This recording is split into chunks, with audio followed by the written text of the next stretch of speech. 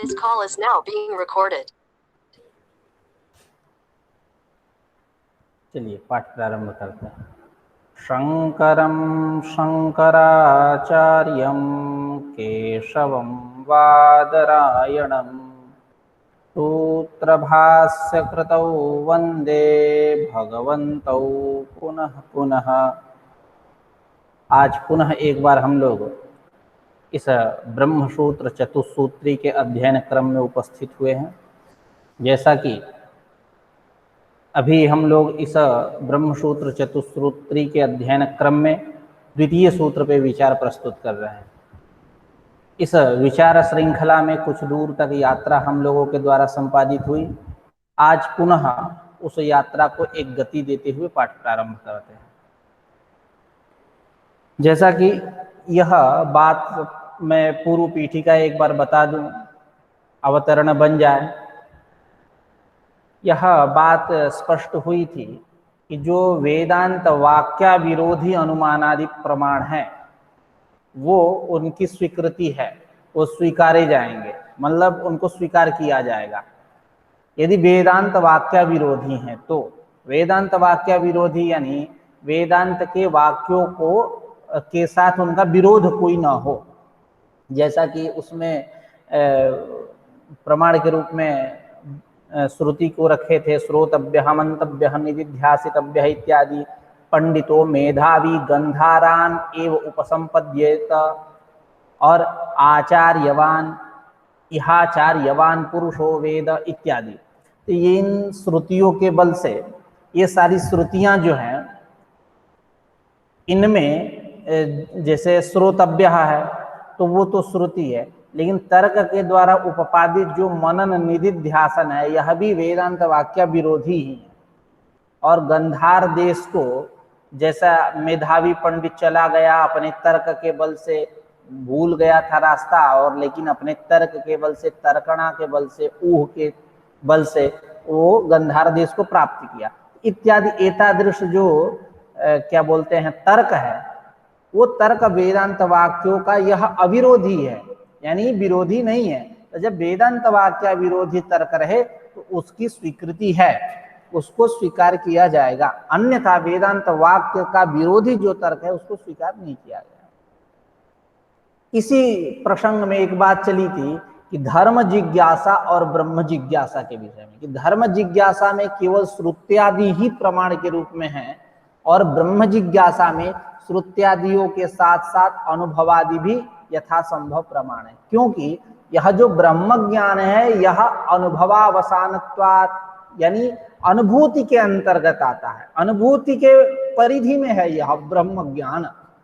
जैसे कहते हैं अहम ब्रह्मास्मि, ये क्या है? ब्रह्म का साक्षात्कार, ब्रह्म का साक्षात्कार यानी अपरोक्षानुभव, यही है।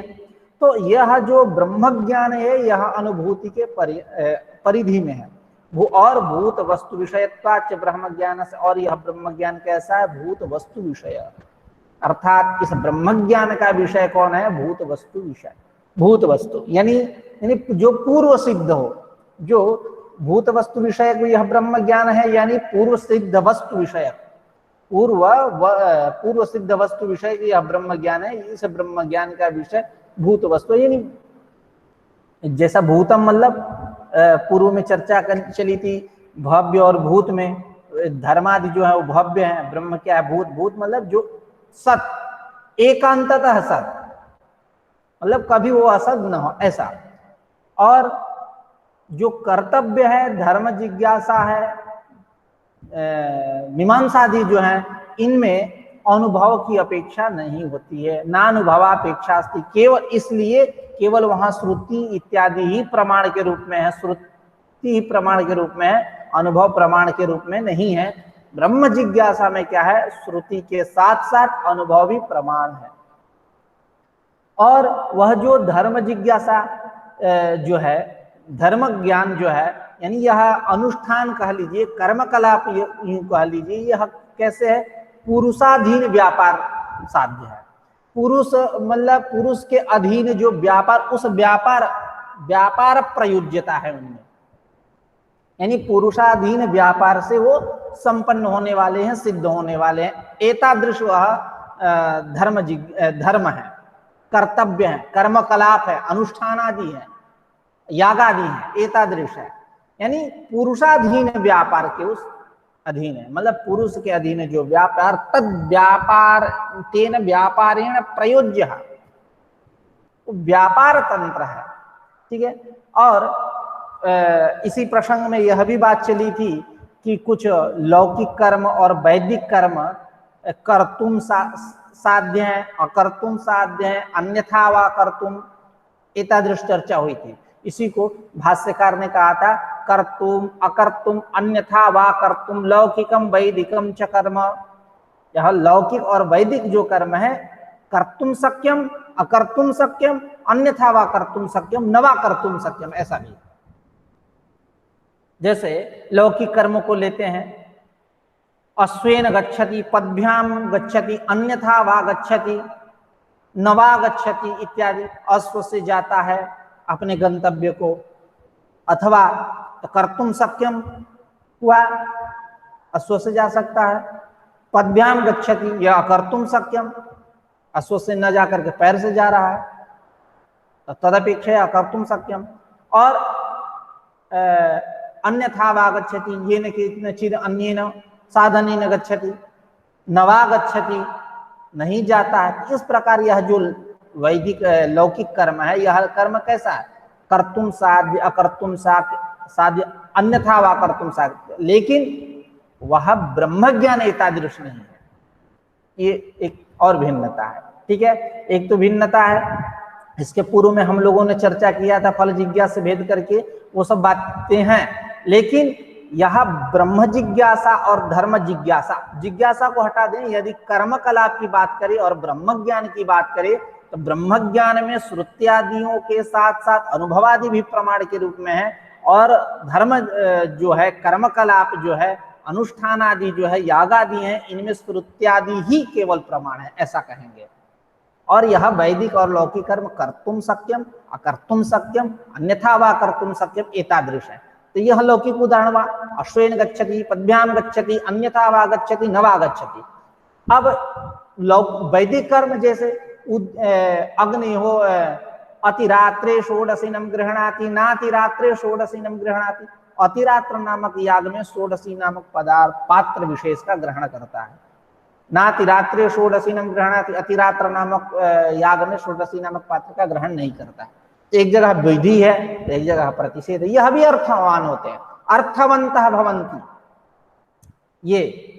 ये जो कर्म है, ये कैसे होते हैं? अर्थवंती भवन्ति। ठीक है। तो और उदिते जो होती, अनुदिते जो होती, सूर्य के उदय होने पर हवन करता है, उसके पूर्व में हवन कर लेता है। अनुदिते जो होती यानी ब्रह्म मुहूर्त में हवन कर लेता है। इस प्रकार कर्तुम शक्यम अकर्तुम शक्यम अन्यथा वा कर्तुम शक्यम एतादृशम लौकिकम कर्म वैदिकम च कर्म भवति। यह लौकिक कर्म ऐसा होता है, वैदिक। इसलिए यह जो विधि और प्रतिषेध है, ये अर्थवंतः सार्थक होते हैं। एतादृश होते हुए भी, कर्तुम अकर्तुम अन्यथा वा कर्तुम होते हुए भी यह सार्थक है। और यह भी बात चली थी विकल्पोत्सर्गापवादाश्च, और विकल्प, उत्सर्ग और अपवाद, ये तीनों भी, एतादृश अन्य भी, ये सारे भी पुरुष की जो इच्छा या यूं कह ले व्यापार, उस व्यापार के अधीन है, इसलिए ये सार्थक होते हैं। विकल्प का भी स्वरूप बतलाने वाले हैं। विकल्प, उत्सर्ग और अपवाद, ये सारे जो हैं पुरुष के इच्छा या यूं कह ले व्यापार, इसके अधीन है, और अधीन होते हुए ये सार्थक है। जिस प्रकार लौकिक कर्म और वैदिक कर्म। लेकिन ब्रह्म ज्ञान एकादृश नहीं है, ये बात लेकर चलनी है। विकल्पना के विषय में बात हुई थी, न तो वस्तु एवं नैवम अस्ति नास्ति वा विकल्प्यते, यही विकल्प का स्वरूप है। यह वस्तु इस प्रकार है, नैवम अस्ति इस प्रकार नहीं है, नास्ति नहीं है, यह जो है यही विकल्पना का स्वरूप है। क्योंकि यह जो विकल्पनाएं हैं, यह विकल्पनाएं पुरुष बुद्धि अपेक्षम, पुरुष बुद्धि की अपेक्षा करती हैं, अर्थात यूं कह ले पुरुष बुद्धि अधीन है। लेकिन वस्तु का यथात्म ज्ञान जो है वह पुरुष बुद्धि अपेक्षित नहीं है। पुरुष बुद्धि अपेक्षम न पुरुष बुद्धि अपेक्षम, जो यथार्थ ज्ञान है, ब्रह्म ज्ञान जो है यह पुरुष बुद्धि अपेक्ष नहीं है। तो प्रश्न उठे किम तरी, तो कैसा है, तो करें वस्तुतंत्र में वतत, वो वस्तुतंत्र ही है, उसका स्वभाव ही है ऐसा। वो यथात्म ज्ञान किसी पुरुष के अधीन नहीं, किसी पुरुष के इच्छा व्यापार इत्यादि बुद्धि इत्यादि के अधीन नहीं है, वो उसका स्वभाव ही ऐसा, वो अपने प्रकाशित होता रहेगा, स्व प्रकाश है ना। तो वस्तुतंत्र में वतत नहीं स्थाणौ एकस्मिन्, नहीं स्थाणौ एकस्मिन् स्थाणुर्वा पुरुषो अन्यो वेति तत्त्वज्ञानं भवति न भवति। यानी एकस्मिन् स्थाणु, एक ही स्थाणु में, स्थाणुर्वा पुरुषः अन्यः वा, यह स्थाणु है कि पुरुष है कि अन्य है, एतादृश जो संशय है यह संशय नहीं तत्त्वज्ञानं भवति, यह तत्त्वज्ञान नहीं हो सकता। पुरुषः अन्यः वा, यह जो स्वरूप है यह मिथ्या ज्ञान है। और स्थाणुरेव, स्थाणु में स्थाणुत्व प्रकार ज्ञान होना, यानी रजत में रजतत्व प्रकार ज्ञान होना, सुक्ति में सुक्तित्व प्रकार ज्ञान होना, यही तो तात्विक ज्ञान है, यही तो यथार्थ ज्ञान है। यह पुरुषः अन्यः वेति एतादृश जो ज्ञान है यह ज्ञान मिथ्या ज्ञान है। स्थाणुरेव इति तत्व ज्ञानम, यह तत्व ज्ञान क्यों, वस्तु तंत्रत्वात्, वस्तु स्वभावात्, वस्तु महिम्ना, ऐसा इसका तत्व ज्ञान जो है यह स्थाणुरेव, इस प्रकार का जो ज्ञान है यह तत्व ज्ञान है। क्यों, वस्तु तंत्रत्वात्, यानी वस्तु तंत्र स्वभाव ही है उसका ऐसा। जैसा कि मैंने कल उदाहरण बताया कि आप अग्नि को छुएंगे तो ये नहीं अग्नि देखेगी कि आप वृद्ध हो या युवा हो या बाल हो, कि ये छोड़ो बाल है इसको नहीं जलाते हैं, ऐसा नहीं है, उसका स्वभाव ही है। तो स्थाणुरेव इस प्रकार का जो ज्ञान है यह ज्ञान वस्तुतंत्र ही है, वस्तुअधीन ही है। एवं भूत वस्तु विषयाणाम प्रामाण्यम वस्तुतंत्रम, इस प्रकार भूत वस्तु विषयाणाम ज्ञानानाम, ऐसा ज्ञान जिनका विषय भूत वस्तु हो, तो ब्रह्म वही है भूत। भूत वस्तु विषयाणाम ज्ञानानाम प्रामाण्यम कीदृशम, वस्तुतंत्रमेव, वस्तुतंत्र ही है।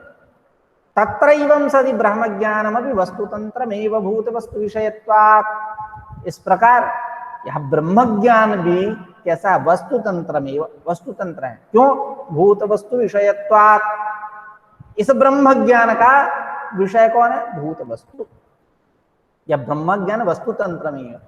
अब एक बात यहाँ पूर्व पक्ष के रूप में, ये सारी बातों के विषय में हम लोगों ने सूत्र रूप में विचार कर लिया था, कई दिनों से तो पाठ बंद है, लेकिन एक दो दिनों से ही शायद बंद है, तो इसके पूर्व में चर्चा कर लिया, एक अवतरणिका बना ली गई, क्योंकि आप विषय में आराम से प्रवेश हो जाए, आपका क्या बात चल रहा है, बात क्या चल रही है, इससे आप अवगत हो।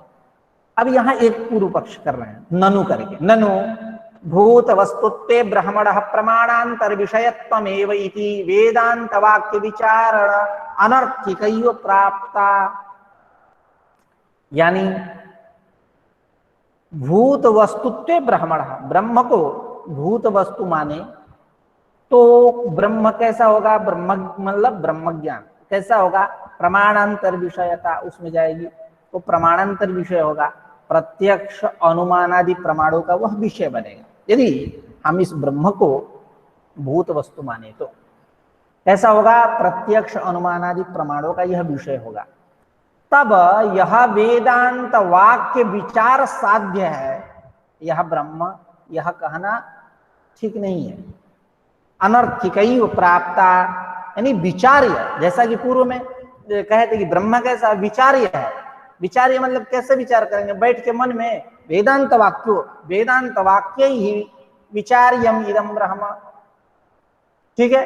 तो यदि इस ब्रह्म ज्ञान को, ब्रह्म को भूत वस्तु माने तो क्या स्थिति होगी, प्रमाणांतर का विषय हो जाएगा, यानी प्रत्यक्ष अनुमान आदि प्रमाण का विषय हो जाएगा। जब प्रत्यक्षादि प्रमाण का विषय हो जाएगा तो वेदांत वाक्य विचारण अनर्थिकैव प्राप्त, वेदांत वाक्य विचार का यह विषय है, यह अनर्थक हो जाएगा, क्योंकि यह प्रमाण प्रत्यक्ष और अनुमान का विषय बन गया, प्रमाणांतर का विषय बन गया, जब हम ब्रह्म को भूत वस्तु मान रहे हैं। अवगत हुए आप पूर्व पक्ष से? यानी ये सब ब्रह्म को जब हम प्रमाणांतर का भूत वस्तु मानेंगे तब यह प्रमाणांतर का विषय होगा। प्रमाणांतर का विषय हो जाने से यह वेदांत वाक्य विचार का विषय नहीं होगा। तो ये वेदांत वाक्य विचार अनर्थिक ही प्राप्त अनर्थक हो गया। तो इस प्रकार न आप ऐसा नहीं कह सकते। क्यों? इंद्रिया विषयत्वेन संबंधाग्रहात्। पहली बात कि यह ब्रह्म इंद्रियों का विषय नहीं है। इंद्रियों का विषय नहीं है यानी इंद्रिय वेद्यता नहीं है, अवांग मनस गोचर है। भले उसका विषय सब कुछ हो जाए लेकिन वो इंद्रियों का विषय नहीं है, वो अवांग मनस गोचर है। यन मनसा न मनुते मनसैवानुद्रष्टव्यः इत्यादि करके भी विरोध मिलता है श्रुतियों को, लेकिन वहां फल व्याप्यत्व वृत्ति व्याप्यत्व को लेकर के चर्चा चलती है। फल व्याप्यत्व का निराकरण है, वृत्ति फल व्याप्यत्व का निराकरण है, वृत्ति व्याप्यत्व का ही परिग्रह है, इसलिए कोई विरोध नहीं होता। फल व्याप्यत्वमेवास्य शास्त्रकृद्भि निवारितम ब्रह्मण्य ज्ञान नाशाय वृत्ति व्याप्ति अपेक्षित, ऐसा आचार्यों के द्वारा कहा गया। तो वो जो ब्रह्म है वो इंद्रियों का विषय नहीं है, और संबंधाग्रहात, और न उस ब्रह्म का सृष्टि इत्यादि इस व्याप्ति ज्ञान के साथ उसका कोई संबंध है। अनुमान का भी वहां अवकाश नहीं है, अनुमान से अनवकाश।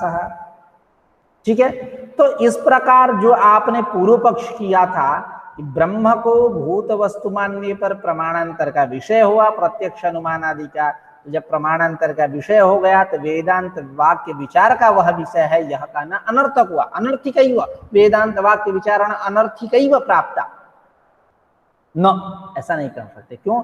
वह इंद्रिया विषय, इंद्रियों का विषय नहीं, इस प्रकार प्रत्यक्ष का खंडन। और वो संबंधाग्रहात यानी उसमें किसी प्रकार का संबंध नहीं। वहां के अनुमान में व्याप्ति ज्ञान चाहिए, यहाँ इस ब्रह्म का सृष्टि इत्यादि के साथ व्याप्ति ज्ञान नहीं है, व्याप्ति ज्ञान रूप संबंध कोई नहीं है। संबंधाग्रहात किसी प्रकार का संबंध है, वो संगो ह्ययम पुरुषः, वो संग है। तो इस प्रकार जो आपने पूर्व पक्ष किया कि वेदांत वाक्य विचारण अनर्थिक ही हो, वो अनर्थक नहीं है, क्योंकि यहाँ प्रत्यक्ष और अनुमान आदि की कोई गति नहीं है। आगे स्वभावतः विषय विषयाणि इंद्रियाणि न ब्रह्म विषयाणि, कह रहे हैं कि जो इंद्रियां होती हैं स्वभावतः स्वमहिम्ना, इनका स्वभाव ही है। और स्वभावतः कैसी होती है इंद्रियां? विषय विषयाणि इंद्रियाणि, विषयों को ग्रहण करती हैं, यानी विषयों के साथ इंद्रियों का संपर्क होता है, तब जाकर के इंद्रिय प्रणाली गया अंतःकरण जाता है, तदाकाराकारित होता है, विषय का प्रकाशन होता है। तो एतादृश इंद्रियां विषय विषयाणि इंद्रियाणि न ब्रह्म विषयाणि, ब्रह्म को विषय नहीं बनाएंगे। यह इंद्रियां किसको विषय बनाएंगे? विषय को विषय बनाएंगे। घट इस विषय को विषय बना रही है इंद्रियां, अंतःकरण भी बनाए कोई दिक्कत नहीं, इंद्रियां बना रही हैं। विषय विषयाणि इंद्रियाणि भवन्ति न ब्रह्म विषयाणि, ब्रह्म को विषय नहीं बनाएंगे, इनका विषय ब्रह्म नहीं होगा। सति ही इंद्रिय विषयत्वे ब्रह्मणः इदं ब्रह्मणा संबद्धं कार्यम इति गृह्येत। यदि हम कह दें यह जो ब्रह्म है यह ब्रह्म इंद्रियों का विषय है, यदि हम ऐसा कहें तो एक बात आएगी क्या? इदम कार्यम यानी जगत ब्रह्मणा संबद्धम ब्रह्मणा उत्पन्नम गृह्येत, ऐसा ग्रहण करना पड़ेगा। यह संपूर्ण जगत जो है वो ब्रह्म से उत्पन्न है, ऐसा मानना पड़ेगा। बात समझ में आई? देखिए इसके पीछे क्या स्वारस्य है मैं बता रहा हूं, केवल पहले सामान्य अर्थ पंक्ति का अर्थ कर लेते हैं। सति ही इंद्रिय विषय, सति ही इंद्रिय विषयत्वे ब्रह्मणः इदम ब्रह्मणा संबद्धम कार्यम इति गृह्येत विधिलिंग, यानी इस ब्रह्म को हम इंद्रिय का विषय बना दें। तो जब ब्रह्म को हम इंद्रिय का विषय बनाएंगे तो यह जो कार्य है, जगत है, प्रपंच है, यह ब्रह्मणा संबद्धम ब्रह्मणा उत्पन्नम इति गृह्येत, ऐसा मानना होगा। लेकिन यह देखिए ऐसे व्यवहार में कहते हैं कि यह ब्रह्म से संपूर्ण जगत उत्पन्न हुआ, उसी में जाकर के लीन होता है। उपादानता का व्यवहार करते हैं, अभिन्न निमित्तोपादानता का उस ब्रह्म में व्यवहार करते हैं। लेकिन जो यतो वा इमानि भूतानि जायन्ते येन जातानि जीवन्ति यत् प्रयन्ति अभिशम विशन्ति, इस श्रुति के बल से जो लोग कहते हैं कि उपादानता ब्रह्म में है, अभिन्न निमित्तोपादानता ब्रह्म में है, वह पारमार्थिक अभिन्न निमित्तोपादानता नहीं है। पहली बात मैं बता दें, क्योंकि पदार्थ सिद्धांत मुक्तावलीकार कहते हैं कि यह ब्रह्म न कारण है न कार्य है। उस ब्रह्म में जो उपादानत्व का व्यवहार होता है वह उपादानत्व का व्यवहार औपचारिक है, और तादृश ही उपादानत्व इस श्रुति में विवक्षित है, ऐसा सिद्धांत लेश संग्रह में कहते हैं। इस ब्रह्म में जो उपादानत्व का व्यवहार है कि ब्रह्म उपादान कारण है, इस जगत को बना रहा है, माया को उठाया, अब माया से पूरी जगत की सृजना कर दिया, विवर्तोपादान है, माया परिणामी उपादान है। लेकिन वास्तविक रूप से न वह ब्रह्म कारण है न कार्य है। लेकिन बात यह आएगी तब उसमें उपादानत्व का व्यवहार कैसा करते हैं, तो कहते हैं कि औपचारिक है। अब वो तादृशम में उपादानत्व अत्र अस्याम श्रुतो विवक्षितम अस्ति यतो वा इमानि, ठीक है, औपचारिक वस्तुतः ब्रह्म तो संग है, क्या करेगा, ठीक है। तो उसी प्रकार यहां उसी सिद्धांत को लेकर के यहां चल रहे हैं। सति ही इंद्रिय विषयत्व, क्योंकि ब्रह्मणा संबंधम गृह्येत, यह पंक्ति तभी लगेगी। सति ही इंद्रिय विषयत्वे ब्रह्मणः इदं ब्रह्मणा संबद्धम कार्यम इति गृह्येत, यानी उस ब्रह्म को इंद्रिय का विषय मान ले कि इंद्रिय का विषय है, ठीक है, यह ब्रह्म, तब इदम कार्यम जगत अयम प्रपंच, यह प्रपंच जो है ब्रह्मणा संबद्धम, ब्रह्म से उत्पन्न है, ब्रह्मणा संबद्ध, ब्रह्म से उत्पन्न है, ऐसा गृह्येत ग्रहण होने लगेगा। कार्यमात्रमेव तो गृह्यमाणं किं ब्रह्मणा संबद्धं किमन्येन केनचिद् वा संबद्धं इति न शक्यं निश्चेतुम्। कार्यमात्रमेव तो गृह्यमाणं, इस इंद्रियों के द्वारा किसका ग्रहण होता है, केवल कार्य का ग्रहण होता है। इसलिए यहां आप निश्चय नहीं कर पाओगे कि ब्रह्म से यह जगत उत्पन्न है कि प्रधान से यह जगत उत्पन्न है, इस प्रकार निश्चय नहीं कर पाओगे। यदि इंद्रिय विषयत्वे ब्रह्मणः ऐसा मानेंगे तो उसी को कह रहे हैं कि हाँ, कार्यमात्रमेव तु गृह्यमाणं, कार्यमात्र ही इंद्रियों के द्वारा गृहीत होता है, इंद्रियों का विषय होते हैं वो।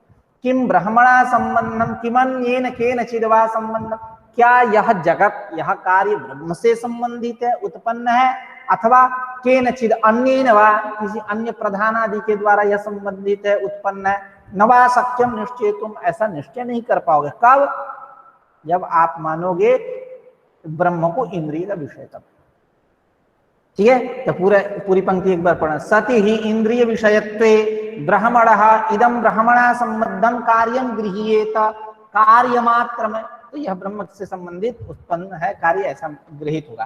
कार्यमात्रमेव तो गृह्यमाणं किम ब्रह्मणा संबद्धं किमन्येन केनचिद् वा संबंधं न शक्यं निश्चेतुं तस्मात् जन्मादि सूत्रम नानुमानोपन्यासार्थम, इसलिए व्याप्ति इत्यादि संबंध ग्रह इंद्रिय विषयत्वे, पूर्व में दो बात कहे थे, क्या इंद्रिया विषयत्वे संबंधाग्रहात, इस प्रकार कहे थे कि ब्रह्म जो है प्रमाणांतर का विषय नहीं है।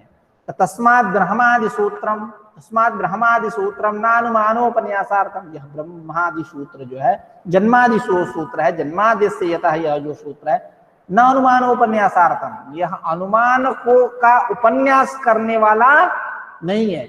किम तरही, किसका उपन्यास करेगा, करें वेदांत वाक्य प्रदर्शनार्थम, वेदांत वाक्यों को प्रदर्शित करेगा। पूर्व में गए कुसुम ग्रथनार्थत्वात् सूत्राणाम, वेदांत वाक्य प्रदर्शनार्थम इदम सूत्रम न तो अनुमानोपन्यासार्थम।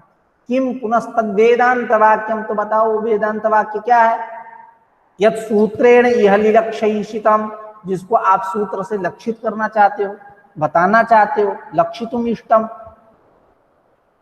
वो बताओ वेदांत वाक्य कौन है। किम पुनः तद वेदांत वाक्यम यत् सूत्रेण यह लिलक्षयिषितम, वेदांत वाक्य कौन है जिसको आप सूत्र के द्वारा लक्षित करना चाहते हो। तो कह रहे हैं सुनो, भृगुर्वै वारुणिः वरुणं पितरम उपससार अधीहि भगवो ब्रह्मेति इत्युपक्रम्य यतो वा इमानि भूतानि जायन्ते येन जातानि जीवन्ति यत् प्रयन्ति अभिशं विशन्ति तद्विजिज्ञासस्व तद्ब्रह्मेति च। ये वेदांत वाक्य है। यानी भृगुर्वै वारुणिः पितरम वरुणम पितरम उपससार, यानी वारुणी भृगु, महर्षि भृगु किसके पुत्र है? वरुण देव के। तो महर्षि भृगु जिनकी तपस्थली बलिया है, भृगु आश्रम, तो महर्षि भृगु जो हैं वरुण के पुत्र हैं। अपने पिता वरुण के पास जाकर के पूछे कि हे भगवान, हे पिताश्री, हमको इस ब्रह्म का ज्ञान दो। भृगुर्वै वारुणिः वरुणम पितरम उपससार, पूछे क्या? अधीहि भगवो ब्रह्मेति, तो ब्रह्म का अध्ययन कराओ, ज्ञान कराओ हमको। इत्युपक्रम्य, इस प्रकार उपक्रम हुआ आदि में, और उन्होंने बताना स्टार्ट किया। कुछ दूर बताते बताते आए, एक श्रुति मिली। इस श्रुति का भी आख्यान किए, यतो वा इमानि भूतानि जायन्ते येन जातानि जीवन्ति यत् प्रयन्ति अविशं विशन्ति, यानी यतः ब्रह्मणः, उस ब्रह्म से यह सारे संपूर्ण भूत जो हैं उत्पन्न होते हैं। इमानि भूतानि जायन्ते येन जातानि जीवन्ति, उसी ब्रह्म से यह सब पालित है, सुरक्षित है, रक्षित हैं। यत् प्रयन्ति अभिशं विशन्ति, और उसी में ही लयता को प्राप्त करते हुए नष्ट हो जाते हैं। यत् प्रयन्ति अभिशं विशन्ति तद विजिज्ञासस्व, उसी को तुम जानो, यही तुम्हारे प्रश्न का उत्तर है। तद ब्रह्मेति, जिसकी जिज्ञासा करो वो कौन है? ब्रह्मा। इस प्रकार वरुण ने अपने पुत्र परमर्षि भृगु को उपदेश दिया। तस्य च निर्णय वाक्यम, और निर्णय वाक्य क्या निकला? तस्य च पूर्वोक्त श्रुति प्रतिपादितस्य ब्रह्मणः, निर्णय वाक्य क्या? यह आनंद ही ब्रह्म है। आनंद, आनंदो ब्रह्मेति व्यजानात्, आनंद को ही अब ब्रह्म मानो। यानी आनंदाद्येव खल्विमानि भूतानि जायन्ते आनंदेन जातानि जीवन्ति आनंदम प्रत्यभिशं विशन्ति, इस आनंद को ही आप ब्रह्म समझो। इस आनंद से ही यह संपूर्ण प्रपंच भूत यह उत्पन्न हुआ है, और आनंदेन जातानि जीवन्ति, उसी आनंद से यह सब जीवित है। यह जीवित है, पालित है, सुरक्षित है। आनंदम प्रत्यभिशं विशन्ति, उसी ब्रह्म में यह सब समाहित हो जाते हैं प्रलय काल में। एतादृश, उनको यह निर्णय वाक्य के मतलब निर्णय निकला कि ब्रह्म ही है, उस ब्रह्म को जानो तुम परमर्षि भृगु। वरुण ने कहा कि उस ब्रह्म को जानो।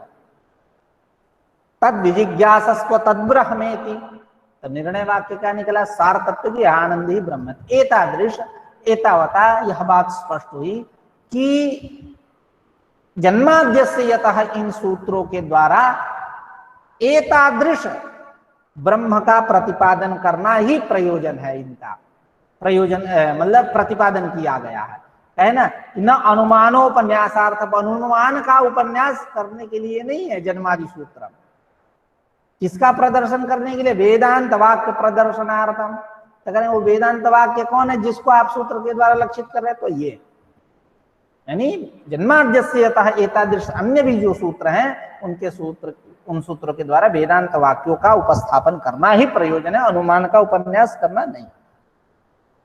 एवं अन्यानि, अन्यानि एवं जातीयकानि वाक्यानि नित्य शुद्ध बुद्ध मुक्त स्वभाव सर्वज्ञ स्वरूप कारण विषयानि उदाहर्तव्यानि।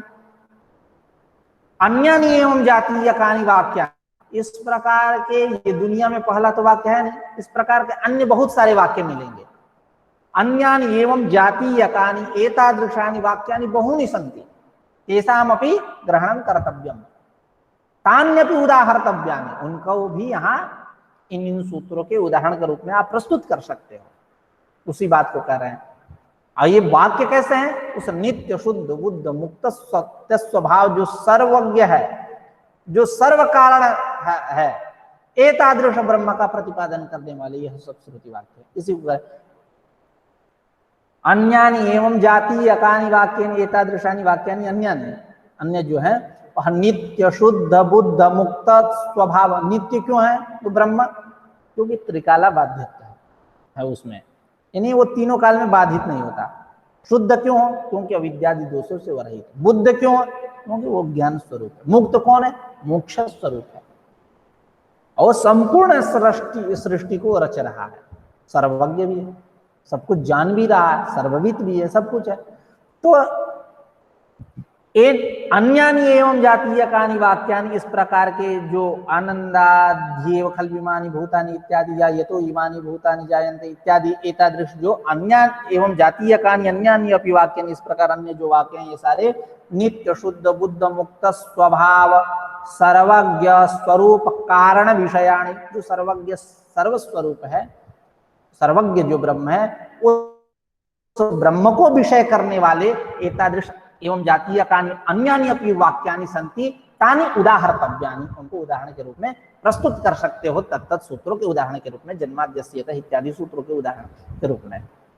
ठीक है, अब ये द्वितीय सूत्र की समाप्ति हुई। शास्त्र योनित्वाधिकरण का प्रारंभ होगा, जगत कारणत्व प्रदर्शनीय सर्वज्ञम इत्यादि करके आज की चर्चा को यहीं समाप्त करते हैं।